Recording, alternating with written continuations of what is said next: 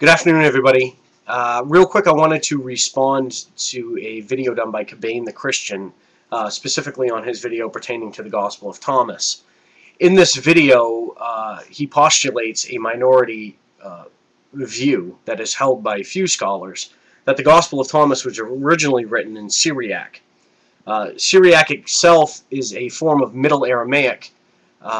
It's derived from Aramaic, and later, probably around the middle of the 4th century, Syriac gave way to Arabic, which is now the language in the modern Arab world. He makes a comparison to the Diatessaron, which is a Syriac text, pointing out that the Gospel of Thomas kind of follows that Diatessaron, which one could perceive there are some similarities. But the important thing to point out is that in 1945, the Nag Hammadi scriptures were discovered. It is assumed that all of these scriptures are Gnostic because the majority of these texts have extremely Gnostic overtones. The true Gnostics back at this time, during the 2nd century, middle of the 2nd century, perhaps even earlier, were the Sethians and the Valentinians. And the difference between the true Gnostics and later Gnostics, such as the Marcionites, was that the true Gnostics believed in Gnosis, which was the acquiring of knowledge, whereas the other Gnostic sects that branched off from them were not truly Gnostic because they did not view or believe in Gnosis. Another important point is the Gnostic center of learning and teaching was in Egypt, specifically Alexandria. During the 1st and 2nd centuries, specifically CE, a lot of Gnostic ideas were written originally in Greek. There were numerous monasteries, Christian monks, scribes, they all wrote in the language of Greece, the Greeks. The Nag Hammadi text, however, when they were discovered, were in the language of Coptic, which is an Egyptian language.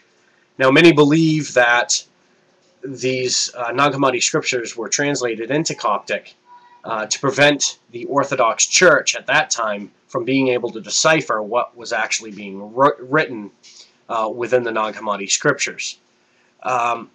So there's really no basis for believing that it was originally written in Syriac, because the majority of the texts that were found were very, very Gnostic in nature, and their center of learning, as I previously mentioned, was in Alexandria, where the majority, if not all of the early Christian writings, even the Gnostic writings, were written in Greek. That was the language of the church back during those times. I mean, even Josephus, a Jew to the day he died, wrote in Greek. But the important thing that Kabane the Christian didn't touch on was that the Gospel of Thomas itself does not share the Gnostic overtones or elements that the majority of the other Gnostic Gospels have.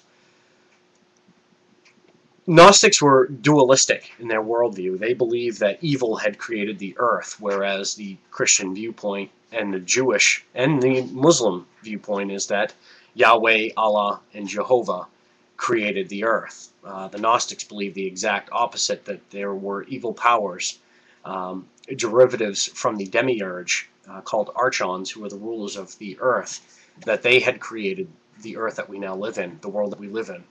And in the Gospel of Thomas specifically, we do not find those Gnostic beliefs, teachings. There's no telltale signs to Pleroma, archons, the demiurge. There's no mention of Sophia. None of these foundational beliefs of the Gnostics exist. Irenaeus, who is a early Christian father, mentions the secret book of John in his Against Heresies.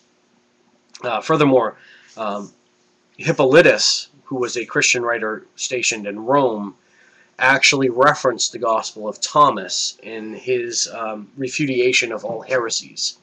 And Origen, about a century later, himself referenced the Gospel of Thomas in his homilies on Luke. And it's the beliefs of Irenaeus that are first and foremost. I mean, let me just quote what Irenaeus writes real quick. Irenaeus declares that only these that are written, meaning the Synoptic Gospels and the Gospel of John, are written by eyewitnesses of the events they describe. Jesus' disciples, Matthew and John, or disciples of these disciples, like Luke and Mark. Few scholars today would agree with Irenaeus. Furthermore, Irenaeus is quoted as saying, "There cannot be more than 4 Gospels, nor fewer."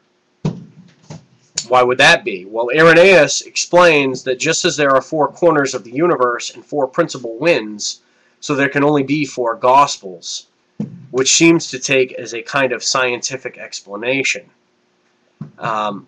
You know, we've got Irenaeus in the middle of the 2nd century, towards the end of the 2nd century, who's sitting here saying that there can only be 4 Gospels. There can't be any more. But yet you've got writers like Irenaeus and Hippolytus that are referencing the same scriptures that are now found in the Nag Hammadi scriptures. The Gospel of Thomas, like I said, not containing any Gnostic elements, could have very, very easily have been produced at the latest 140, simply based on when it's being referenced. It's being referenced in the latter part of the 1st century. There's no way that this Gospel of Thomas formulated itself around 180 and then all of a sudden it's being referenced the year after it's you know, the year after it was supposedly written by Hippolytus. I mean, he's referencing it as soon as it comes about. This document had to have been circulated much earlier than 180. That is why the majority of the scholars agree to a dating of at the latest of 140. It's even possible that these sayings of Jesus and within the Gospel of Thomas, these 102 sayings that Jesus supposedly spoke, go back even farther to the 1st century. That's an unfounded belief or viewpoint, but it is still very, very probable. As I mentioned before, they do not contain any Gnostic elements within the Gospel of Thomas. They contain none. And therefore, you know, Gnostic scholars such as Andrew Philip Smith have asserted that it could have just been a document written much, much earlier. These quotations of Jesus that were grasped onto and brought into the Gnostic faith. They very well could have their origins outside of Gnosticism. It's very, very possible. So I appreciate your video, Kabane, but there's just too much evidence, as I've stated, that points to a much earlier dating in a non-Gnostic derivative of the Gospel of Thomas. So thanks for your time, and hopefully you approve this as a response. Take it easy.